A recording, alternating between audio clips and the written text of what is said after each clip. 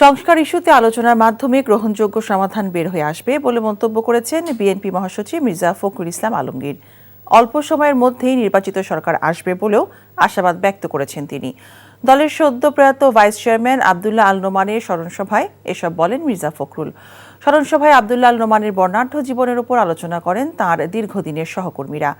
Prime বিশ্ববিদ্যালয়ের ছাত্রদল নেতা জায়েদুল ইসলাম পারভেজের হত্যাকাণ্ডের প্রসঙ্গ টেনে বিএনপি মহাসচিব বলেন, যারা দেশের স্থিতিশীলতা নষ্টের চক্রান্ত করছে তারাই এই হত্যাকাণ্ড ঘটিয়েছে।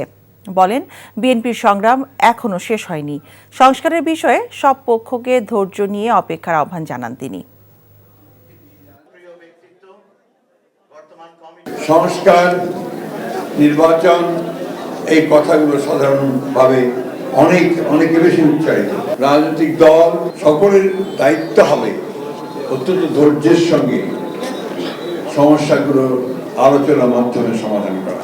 আমরা বিশ্বাস করি যে একটা আলোচনার মাধ্যমে একটা সত্যিকার অর্থেই সকলের কাছে গ্রহণযোগ্য একটা সমাধান বেরিয়ে আসবে এবং আমরা খুব অল্প সময়ের মধ্যেই জনগণের প্রতিনিধিত্ব আমরা পাবো।